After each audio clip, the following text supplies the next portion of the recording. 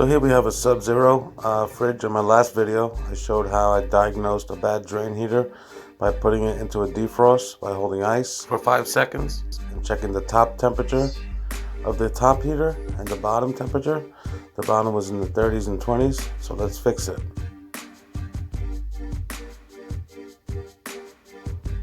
So since that bottom heater was not warming up, we have two possible issues: is the bad heater or bad computer board.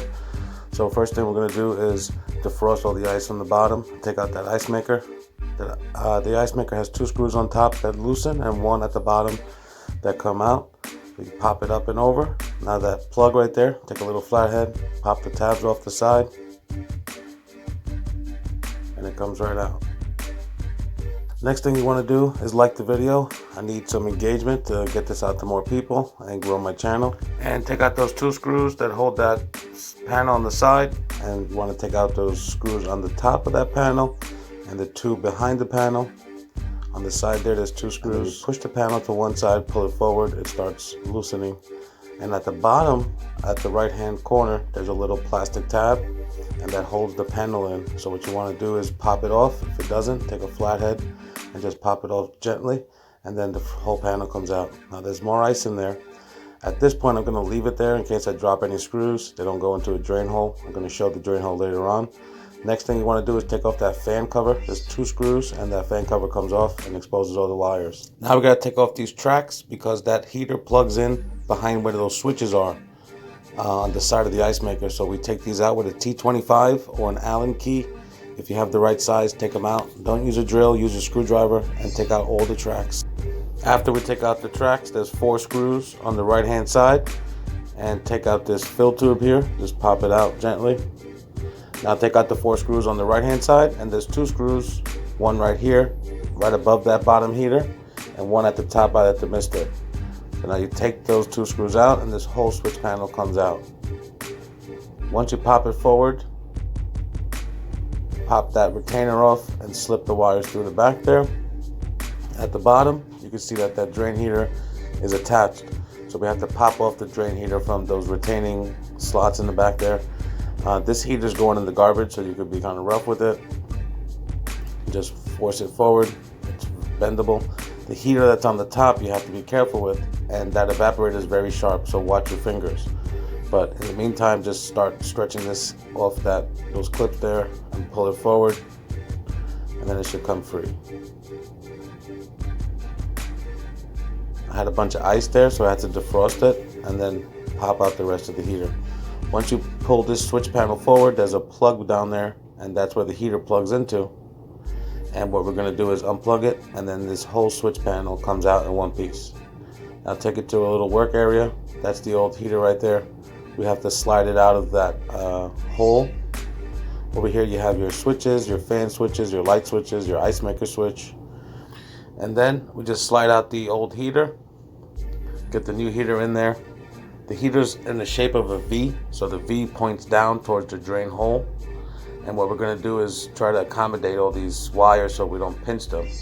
We're going to plug it in to the harness where it goes. That's the heater. And then we set the wires up kind of roughly in a straight line up, and then we just try to tuck them behind that switch panel. There's 2 slots. One is for those wires on top, one is for that little copper there for the evaporator. So we have to just set the wires up and get them in nice and neat. Make sure we don't pinch anything, and then you screw in the 4 screws on the right hand side, and then you put that thermistor back in the screw and screw it onto the wall. That blue thermistor hanging.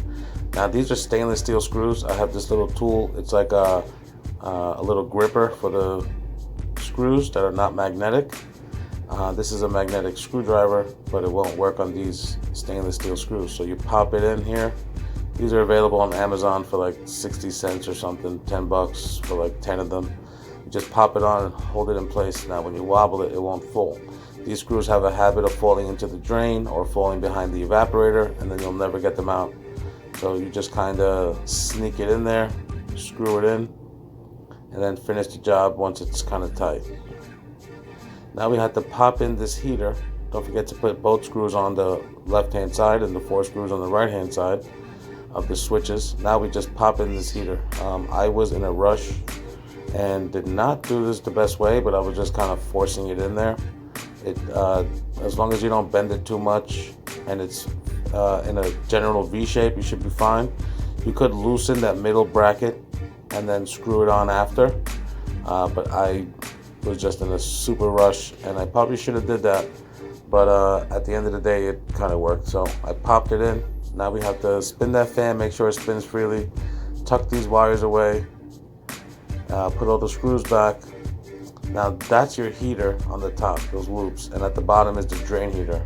In this case, the top was defrosting but not the bottom, so we just had to do the bottom heater.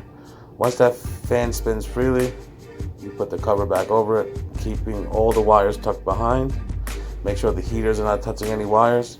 And here we have the panel at the bottom. This is going to cause problems too, so we have to bend it and make it straight and angle it down so the water that drips down goes right into the drain. If it's coming over the drain, it's going to freeze on the floor and you're probably going to end up with this problem again. So bend it out and try to straighten it, but it also sits at a little angle there. I'll show you now what it should look like, kind of like that. So it's bent at the bottom. Now that hole there, that's what goes into that plastic tab there, and you have to straighten that out, stick it in the hole, and just try to get it in where it goes, under the heater.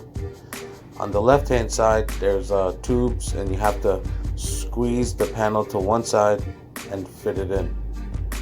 Once you put this in, it should be nice and flush against the back, and in there you do the same kind of trick where you squeeze it. I use this little screw retainer again to get these screws in because these are pretty hard to do. Now once you tighten the top and the bottom, don't forget to put the two in the top of this panel, and then that long strip you put on the left hand side with those two longer screws. Right there you can see on the left and the right, everything's screwed in all around. I put the fill tube back in the wall. Now we have to hang the ice maker, tighten the screws. On the left there, the piece that covers those tubes, I didn't show you how to take it out, but it's pretty self-explanatory. Make sure the bottom panel is pointed down so the water drips down. Plug everything in, and then you're good to go. This is going to save you a ton of money. It's going to stop the floor from freezing and keeping the drawer from shutting. And I hope you are able to do this. If you need any help, reach out in the comments. Any help diagnosing it, anything I missed, if you want to just ask any questions and I'll clarify it in the comments. This is Fix It Felix Appliance Repair. We're in New York City in the 5 boroughs, sometimes in Westchester. If you have high-end appliances and you need some help, I'm your guy. Just give me a call or email. My older videos have my email in them, and the comments is a great way to reach me. Thank you and have a great day.